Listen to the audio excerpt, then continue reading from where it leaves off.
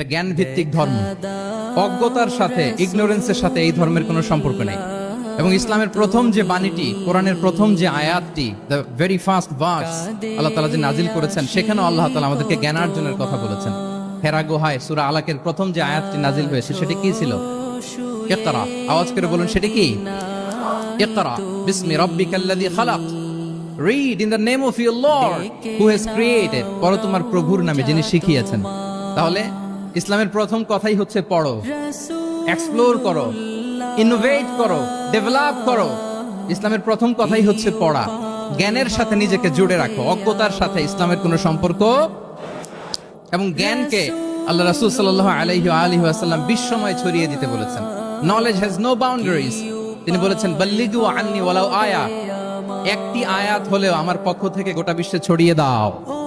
এবং জ্ঞানের রাস্তায়, জ্ঞানের পথে যে অগ্রসর হয়, আল্লাহর হাবিব সাল্লাল্লাহু আলাইহি ওয়া আলিহি ওয়াসাল্লাম বলেন, যে ব্যক্তি জ্ঞানের পথে অগ্রসর হয় সে মূলত জান্নাতের পথেই অগ্রসর হয়।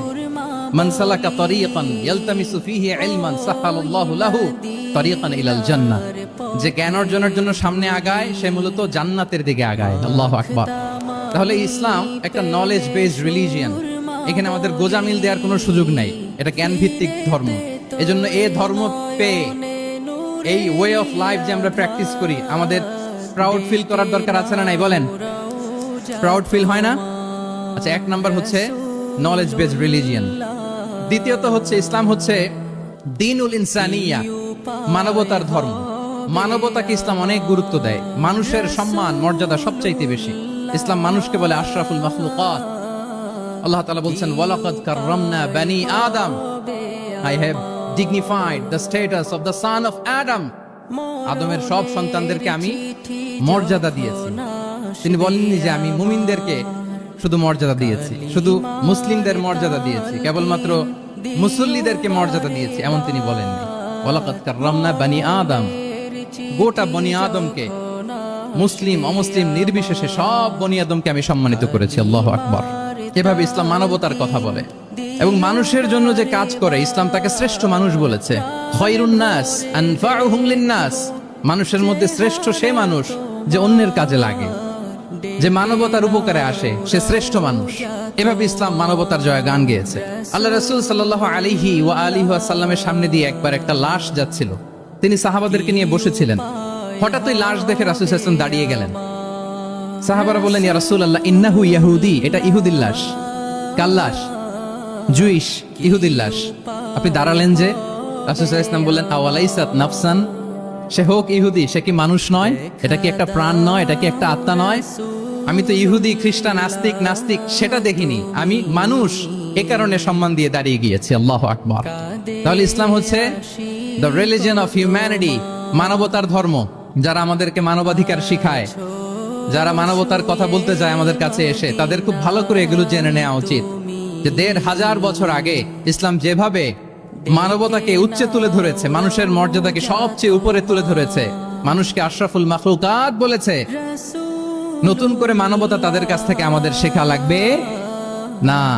তাহলে এক নাম্বার হচ্ছে ইসলাম জ্ঞান ভিত্তিক ধর্ম। ২ নম্বরে বললাম ইসলাম হচ্ছে মানবতার ধর্ম। ৩ নম্বর হচ্ছে ইসলামে আল্লাহ তাআলা যে সমস্ত বিধিবিধান আমাদেরকে দিয়েছেন, ইসলামের যে রুলিংস গুলো আছে, এগুলো খুব ফ্লেক্সিবল, এগুলো অত্যন্ত লাইফ ওরিয়েন্টেড। ইসলামের বিধানগুলো সোসাইটি ওরিয়েন্টেড। মোটেও আপনার কাছে এটাকে অসম্ভব মনে হবে না, মানতে যে কঠিন লাগবে না, বুঝতে সহজ, মানতে সহজ, এরকম চমৎকার বিধিবিধান আল্লাহ তাআলা ইসলামের ভেতরে দিয়েছেন। তার মানে মানুষের সুবিধা অসুবিধাকে ইসলাম আমলে নেয়। আমাদের সাধ্যের বাইরে কোনো বিধান আল্লাহ তাআলা ইসলামে চাপিয়ে দেননি। লা ইউকাল্লিফুল্লাহু নাফসান ইল্লা উসআহা। সাধ্যের বাইরে আল্লাহ তাআলা কোনো বিধান আমাদের উপর চাপিয়ে দেন নাই। কোনো কিছু যদি আমাদের আউট অফ ক্যাপাসিটি হয়, এরকম কোনো বিধান আল্লাহ আমাদেরকে দেন নাই। বরং ইসলামের সবগুলো বিধান আপনার কাছে খুবই যুক্তি সুলভ লাগবে, খুবই স্বভাব সুলভ লাগবে, আপনার নেচারের সাথে, আপনার চাহিদার সাথে এটা খুব যায়, খুব স্যুট করে, এমন বিধান আল্লাহ তাআলা দিয়েছেন। আল্লাহ তাআলা বলছেন, ওয়ামা জাআলা আলাইকুম ফিদ-দীনি মিন হারাজ। দ্বীনের ভেতরে, ইসলামের ভেতরে আমি কোনো হারাজ রাখিনি, জটিলতা রাখিনি, কাঠিন্যতা রাখিনি, বরং সহজ করে ইসলামকে তোমাদের জন্য আমি দিয়েছি। অন্যত্র আল্লাহ তাআলা বলছেন, ইউরিদুল্লাহু বিকুমুল ইউসরা ওয়ালা ইউরিদু বিকুমুল উসর। আল্লাহ তোমাদের জন্য সহজ চান, কঠিন চান না। আমরা অনেক সময় না বুঝে ইসলামকে খুব কঠিন করে প্রেজেন্ট করি, উপস্থাপন করি। ইসলাম আসলে এত কঠিন না, কিন্তু আমরা কঠিন করে ফেলি।